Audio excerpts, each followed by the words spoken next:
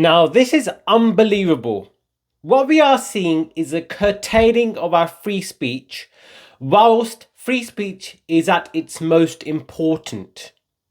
We are seeing an impending ground invasion of Rafah, an area in Gaza which is the fraction of a pre-existing concentration camp, whereby 1 million people are cramped within this cramped space. We are seeing hundreds upon hundreds of bodies unearthed in Gaza as people are now back, allowed to return to their abodes in Khan Yunis, in parts of North Gaza, and also Rafah. They're finding, following the besiegement of certain hospitals, they're finding mass graves, and often of people who have been zip-tied, including children, the frail, the lame, people who have no combat capacity, and they're simply, there's evidence to also suggest that some of these people have been tortured and organs stolen. And so this is just insanity. What we have right now at our disposal is our ability to talk about it, our free speech. And what we are seeing is both the suppression and curtailing of free speech of protesters at campuses in America, as well as this campaign to besmirch protesters in the UK in the form of people like Gideon Falter. And of course, he's going to be at the protest tomorrow on 27th of April, trying to create some sort of scene. And so it's partly to suppress this free speech, but also to divert away from what is happening in Gaza. We saw this little Johnson measuring contest between Israel and Iran. And say what you will about Iran, of course, it's a theocratic. It's a unfortunate situation, politically speaking, but Iran's situation is a consequence of US intervention in the country. Let's not forget that Mohammad Mossadegh was liberally, was democratically elected, but the US didn't want him, and so that he was kicked out. There was a coup in 1953, which led to the US instating the Shah, who was deemed to found unpopular. So there was an Islamic revolution. And this is the reason why Iran is in such a state. But say what you will about the Iran country, about, Iran's politics. It's not nearly as bad, as terroristic as Israel.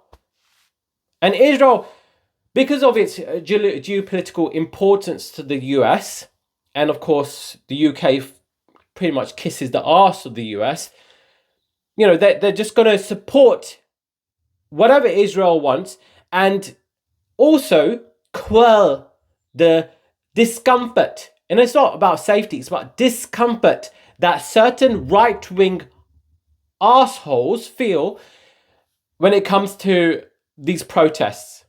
Because these protests aren't going to fundamentally change anything right now, and it also prevent the Rafah ground invasion, but they do make certain people feel uncomfortable.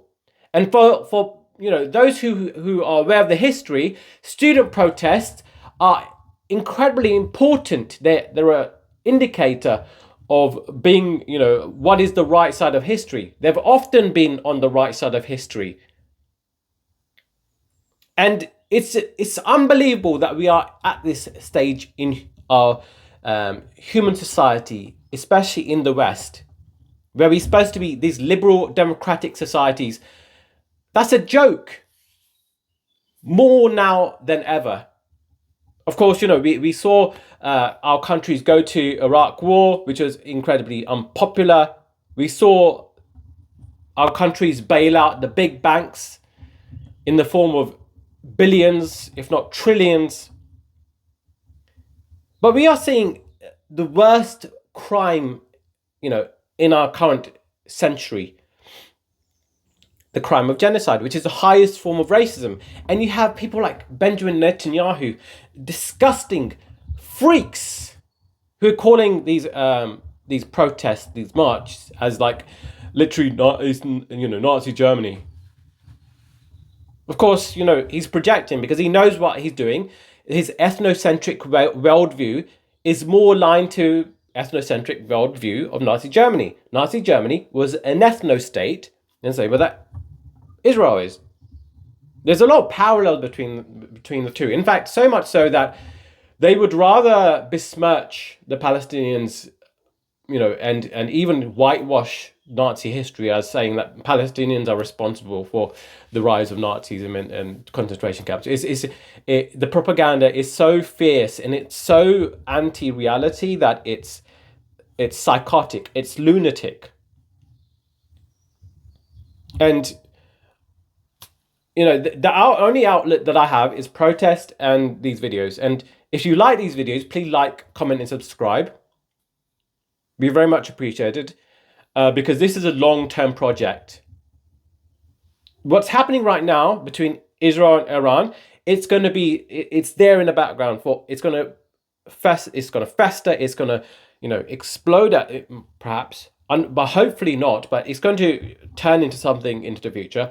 We are seeing a conflict between Israel, not Israel, but Ukraine and Russia, which it seems to be unstoppable force meeting unmovable object, which the reason is being that the US, the Western powers are funding Ukraine to no end, not pursuing a diplomatic option.